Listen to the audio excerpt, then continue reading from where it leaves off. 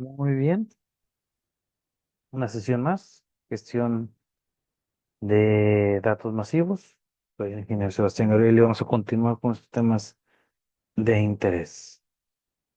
Bases de datos no SQL, no SQL, no SQL.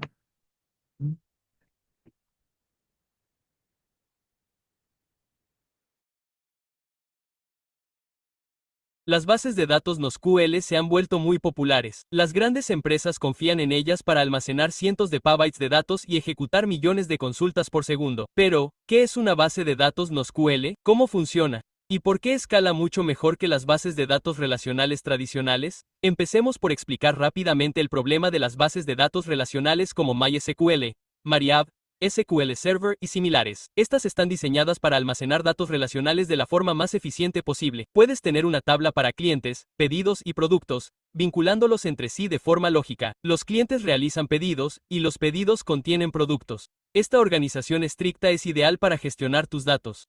Pero tiene un coste. Las bases de datos relacionales tienen dificultades para escalar. Tienen que mantener estas relaciones, y ese es un proceso intensivo que requiere mucha memoria y potencia de cálculo, así que durante un tiempo puedes seguir actualizando tu servidor de base de datos, pero llegará un momento en que no podrá gestionar la carga. En términos técnicos, decimos que las bases de datos relacionales pueden escalar verticalmente, pero no horizontalmente, mientras que las bases de datos NoSQL pueden escalar tanto vertical como horizontalmente. Esto se puede comparar con un edificio. El escalado vertical significa añadir más plantas a un edificio existente, mientras que el escalado horizontal significa añadir más edificios. Intuitivamente, comprendes que el escalado vertical solo es posible hasta cierto punto, mientras que el escalado horizontal es mucho más potente. Ahora bien, ¿por qué las bases de datos NoSQL escalan tan bien? En primer lugar, eliminan estas costosas relaciones de NoSQL. Cada elemento de la base de datos es independiente. Esta sencilla modificación significa que, en esencia, son almacenes de valores clave. Cada elemento de la base de datos solo tiene dos campos, una clave única y un valor. Por ejemplo, cuando quieres almacenar información sobre un producto, puedes utilizar el código de barras del producto como clave y el nombre del producto como valor. Esto parece restrictivo, pero el valor puede ser algo así como un documento JSON que contenga más datos, como el precio y la descripción. Este diseño más sencillo es la razón por la que las bases de datos NoSQL escalan mejor. Si un único servidor de base de datos no es suficiente para almacenar todos los datos o gestionar todas las consultas, puedes dividir la carga de trabajo entre dos o más servidores. Cada servidor será responsable de una parte de la base de datos. Por poner un ejemplo, Apple ejecuta una base de datos NoSQL que consta de 75.000 servidores. En términos NoSQL, estas partes de la base de datos se denominan particiones, y esto plantea una pregunta. Si la base de datos está dividida en miles de particiones, ¿cómo sabes dónde se almacena un elemento? Ahí es donde entra en juego la clave principal. Recuerda que las bases de datos NoSQL son almacenes de valores clave, y la clave determina en qué partición se almacenará un elemento. En segundo plano, las bases de datos NoSQL utilizan una función hash para convertir la clave principal de cada elemento en un número que se encuentra dentro de un rango fijo, por ejemplo, entre 0 y 100. Este valor hash y el rango se utilizan para determinar dónde almacenar un elemento. Si la base de datos es lo suficientemente pequeña o no recibe muchas solicitudes, puedes poner todo en un único servidor. Este será responsable de todo el rango. Si ese servidor se sobrecarga, puedes añadir un servidor secundario, lo que significa que el rango se dividirá a la mitad. El servidor 1 será responsable de todos los elementos con un hash entre 0 y 50, mientras que el servidor 2 almacenará todo lo que esté entre 50 y 100. En teoría, ahora has duplicado la capacidad de tu base de datos, tanto en términos de almacenamiento como de número de consultas que puedes ejecutar. Este rango también se denomina espacio de claves. Es un sistema sencillo que resuelve dos problemas: dónde almacenar los nuevos elementos y dónde encontrar los existentes. Todo lo que tienes que hacer es calcular el hash de la clave de un elemento y llevar un registro de qué servidor es responsable de qué parte del espacio de claves. Ahora bien, en este ejemplo, el rango de 0 a 100 es un poco pequeño. Solo te permitiría dividir tu base de datos en 100 partes como máximo.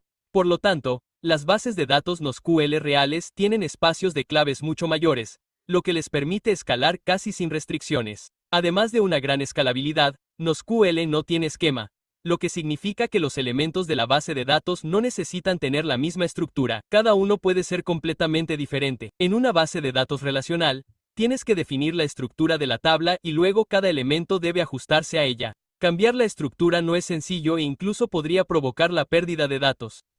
No tener un esquema puede ser una gran ventaja si tu aplicación y estructura de datos están en constante evolución. Ahora bien, en este punto, está claro que las bases de datos NoSQL tienen ciertas ventajas sobre las relacionales, pero eso no quiere decir que las bases de datos relacionales estén obsoletas, ni mucho menos. NoSQL está más limitado en la forma en que puedes recuperar tus datos.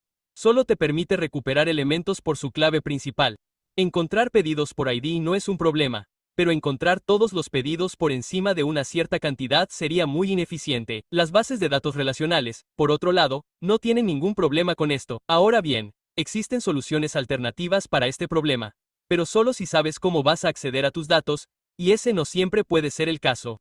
Otra desventaja es que las bases de datos NoSQL son consistentes al final. Cuando escribes un nuevo elemento en la base de datos e intentas volver a leerlo directamente, es posible que no se devuelva. Como he explicado, NoSQL divide la base de datos en particiones, pero cada partición se refleja en varios servidores. De esa manera, un servidor puede dejar de funcionar sin mucho impacto. Cuando escribes un nuevo elemento en la base de datos, uno de estos espejos almacenará el nuevo elemento y luego lo copiará en los demás en segundo plano. Este proceso puede llevar algo de tiempo. Por lo tanto, cuando vuelves a leer ese elemento, la base de datos NoSQL podría intentar leerlo desde un espejo que aún no lo tiene. Ahora bien, esto no es un gran problema en la práctica porque los datos se replican en solo unos milisegundos. Y si quieres consistencia, la mayoría de las bases de datos NoSQL tienen esa opción.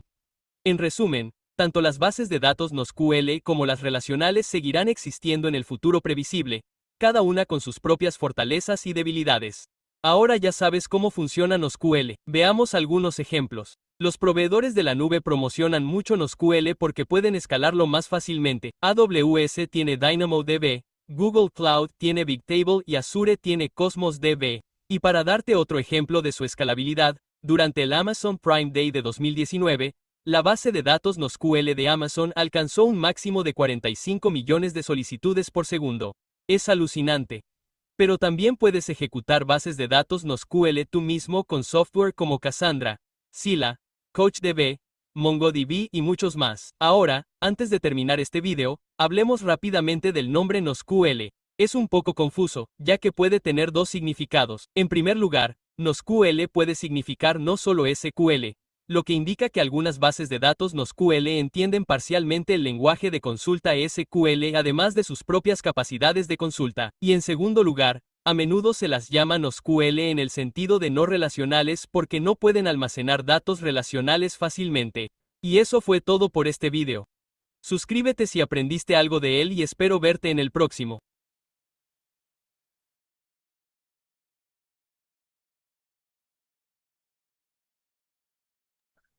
Esto es lo que vamos a empezar a ver en la próxima sesión, ¿vale?